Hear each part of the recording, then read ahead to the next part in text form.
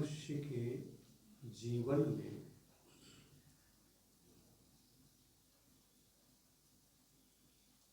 दो कार्य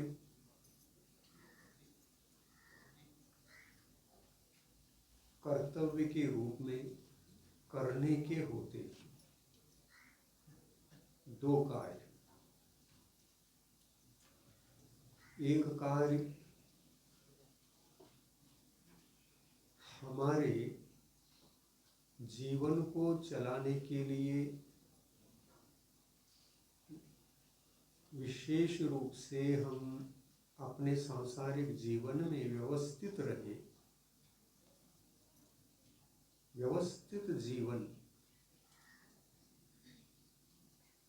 व्यवस्थित जीवन की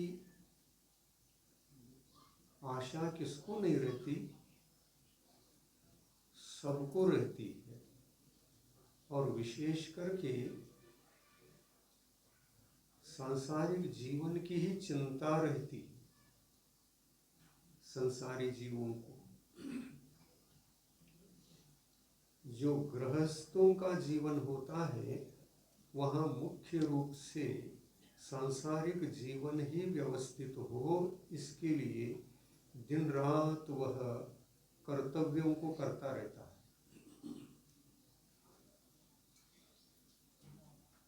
उसमें भी समय कम पड़ता है।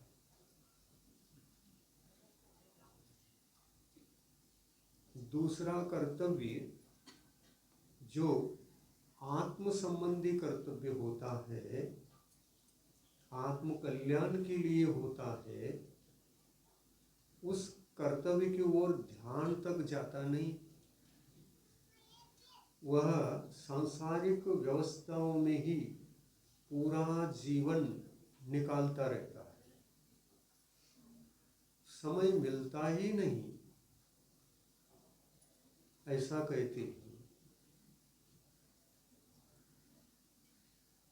कई लोगों के सामने ये समस्या रहती है कि नहीं रहती? सुबह 8 बजे जाते हैं या 7 बजे जाते हैं या 6 बजे जाते हैं और शाम को 6 बजे घर लौटते हैं। कहाँ चले जाते हैं? महाराज हमारा सर्विस है और अप डाउन करते रहते हैं। जाना पड़ता है, बहुत दूर है, जाने में ही आधा घंटा लगता है। और 4 व्हीलर से जाते हैं, 2 व्हीलर से जाते हैं, स्वतंत्र कार गाड़ी से जाते हैं। जाना पड़ता है इतनी दूर, रोज रोज जाना पड़ता है, रोज रोज जाना पड़ता है। और उसमें से जब सुबह 6 बजे जाकर शाम को 6 बजे लौटेंगे तो दूसरा कर्तव्य तो उनके जीवन में हो ही नहीं सकता। कौन सा कर्तव्य? आत्म कल्याण का कर्तव्य।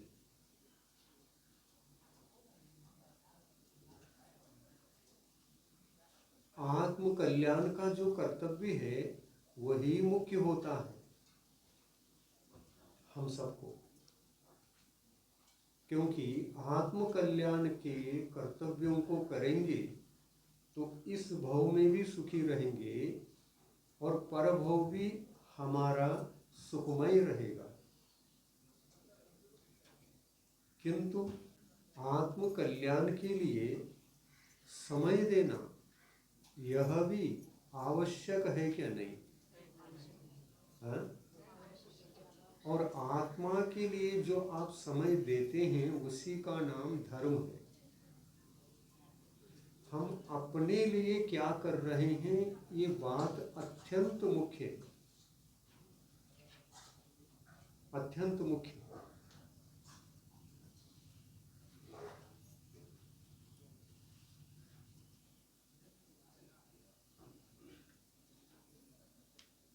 है क्या नहीं? आत्मा का कल्याण आवश्यक है क्या नहीं? तो आत्म कल्याण की ओर भी हमारा ध्यान जाएगा। आत्मा का कल्याण अति मुख्य है। आप सर्विस करते हैं, ये संसार का कार्य है, कर्तव्य है, व्यवस्थाओं के लिए भौतिक जीवन व्यवस्थित रहे उसकी व्यवस्था है। सुबह जा रहे हैं और शाम को लौट रहे हैं, तो हम शरीर के लिए सब कुछ कर रहे हैं या आत्मा के लिए? शरीर के लिए। और शरीर कब तक रहने वाला है? जब तक आपकी आयु है तब तक रहने वाला है। इसके पश्चात यह शरीर आपके द्वारा सेवा करने योग्य नहीं रह सकेगा। आप छोड़ करके चले जाते हैं, जाने के बाद भी सेवा करोगे? दिन भर के जितने भी सांसारिक कार्य होते हैं वो सभी शरीर के लिए होते हैं। क्या धर्म के लिए होते हैं? आत्मा के लिए होते हैं क्या? नहीं। सभी के सभी 24 तीर्थंकरों ने ये बताया है, आप आर्य खंड में जन्मे एक भाग्यशाली जीव है, आत्मा है, मनुष्य है, मनुष्य पर्याय में जन्मे हैं। चाहे आप स्त्री पर्याय में जन्मे हो, चाहे पुरुष पर्याय में जन्मे हो, आप बड़े भाग्यशाली हैं। 24 तीर्थंकर अन्यत्र जन्म नहीं लेते, आर्य खंड में जन्म लेते हैं और मानव मात्र के लिए कर्तव्यों का भान कराते हैं, ज्ञान कराते हैं। हम लोगों को 24 तीर्थंकरों ने अपने दिव्य ध्वनि के माध्यम से क्या समझाया है? यही समझाया है कि आपके कर्तव्य 2 हैं, ये समझाया है। इसको मत करो ऐसा नहीं कहा, इसको नहीं करोगे तो ये नहीं रहेगा। जो दिखता है आंखों से, देख कौन रहा है? आप देख रहे हैं। किसको देख रहे हैं? शरीर को देख रहे हैं। शरीर आपका है या शरीर ही आप हैं? शरीर आपका है, शरीर हमारा है, क्योंकि हमको मिला है तो हमारा है। ये दूसरे को मिलता तो वो हमारा नहीं है।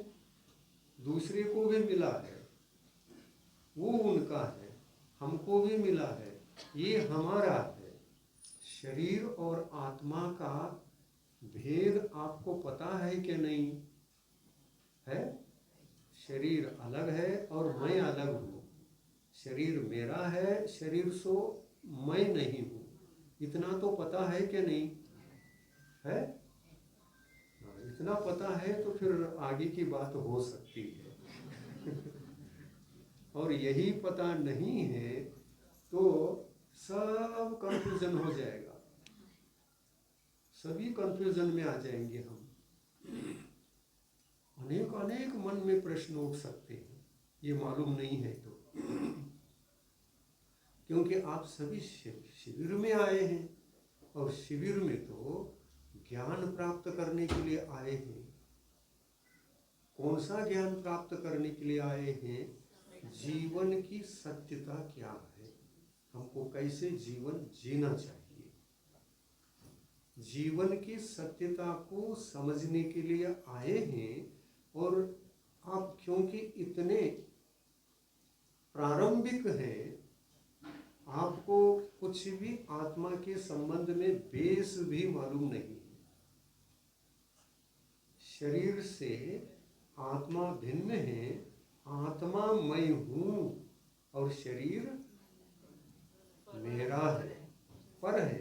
ठीक है, जो पर है किसको मिला है? हमको मिला है।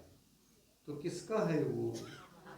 आपको मिला है तो आपका ही रहेगा। क्या उनको मिला है और वो हमारा है? ऐसा नहीं, उनका उनका है और हमारा हमारा है। केवल इसी का कल्याण करना है क्या?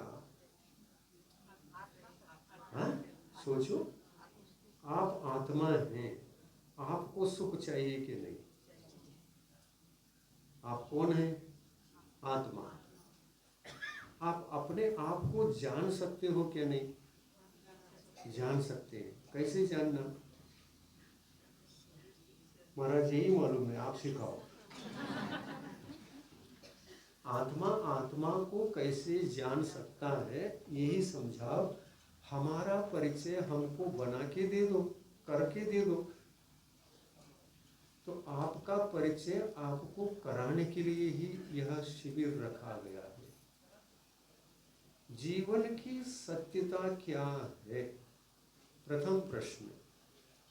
जीवन की सत्यता ये है, जीवन मिला है तो दो कर्तव्य हैं, ये जीवन की सत्यता है।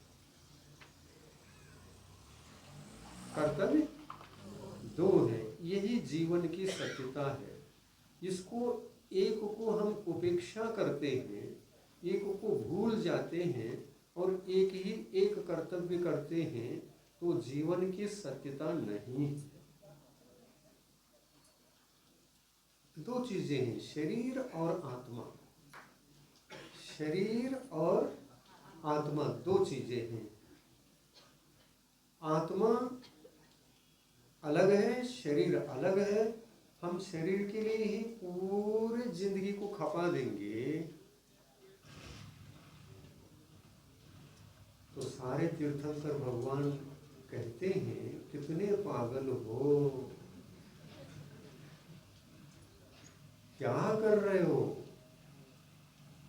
दूसरे की सेवा करते करते ही तुम्हारी जिंदगी पूरी हो गई, स्वयं की सेवा तुमने नहीं की।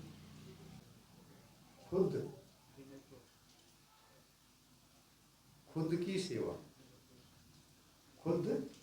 खुद की सेवा, खुदा बनने के लिए, भगवान बनने के लिए नहीं कर पाए। मिट्टी पत्थरों को खोदते रहे,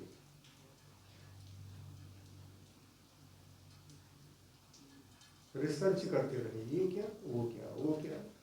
सभी बाह्य कार्य ही हमारे द्वारा बहुत समय तक होता रहा, शरीर के लिए होता रहा। शरीर का जीवन चलाने के लिए क्या चाहिए? पहला तो ये चाहिए, फिर क्या चाहिए? फिर ये चाहिए,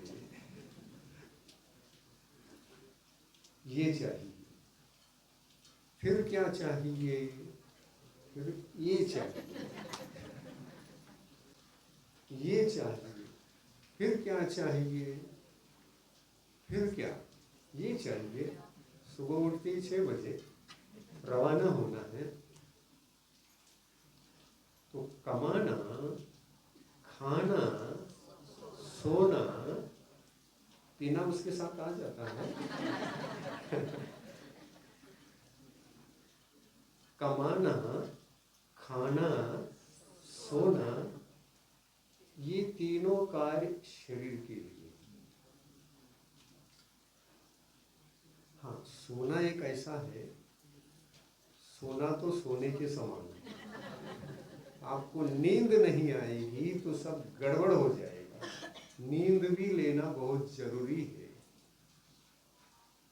लेकिन जितना चाहिए उतनी ही नींद लेना चाहिए। परंतु लोगों की परिस्थिति आज दुनिया में ये है, किसी को नींद ही नहीं आ रही है। किसके चक्कर में नींद आ रही है? मोबाइल है। हमको तो मालूम नहीं, लेकिन हम जो जानते हैं वो बताते हैं, आप सुन। इसके चक्कर में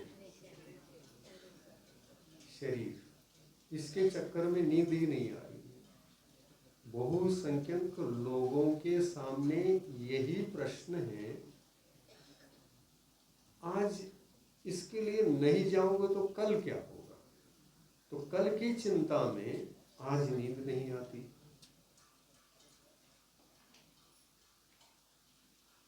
उसमें भी जैन लोगों को बहुत चिंता रहती है।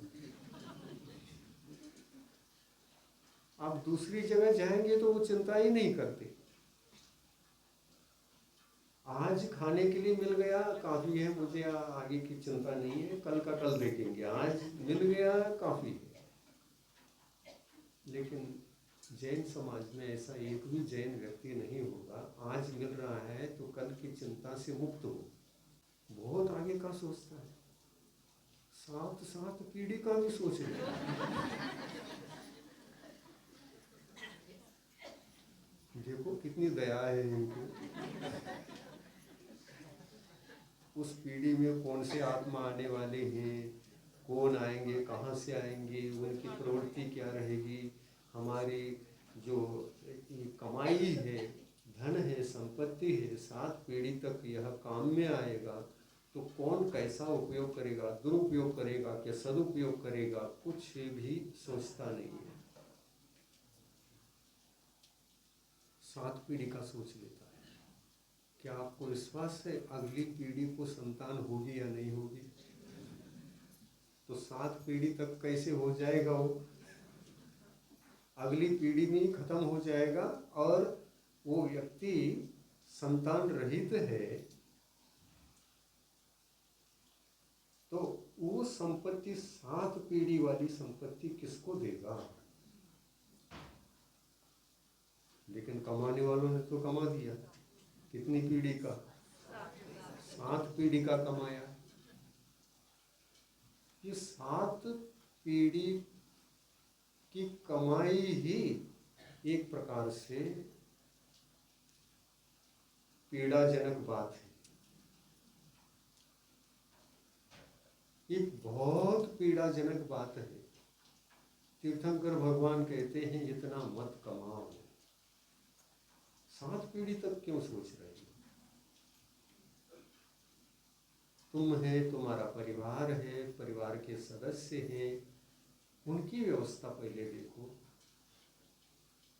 और ज्यादा से ज्यादा कल क्या होगा ये भी सोचो। जरा छूट भी देना पड़ेगा।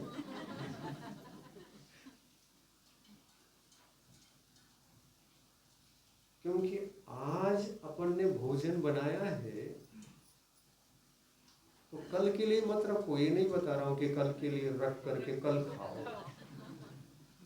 ताजा बनाओ, ताजा खाओ, तो यह शरीर व्यवस्थित रहेगा। आप लोग कैसे क्या खाते हैं, क्या शैली है घर की, हमको तो मालूम नहीं है। क्या खाते हैं, उस दिन का उसी दिन खाते हैं या बचाकर दूसरे दिन भी खाते हैं? क्या करते हैं? दूसरे दिन खाते हो क्या?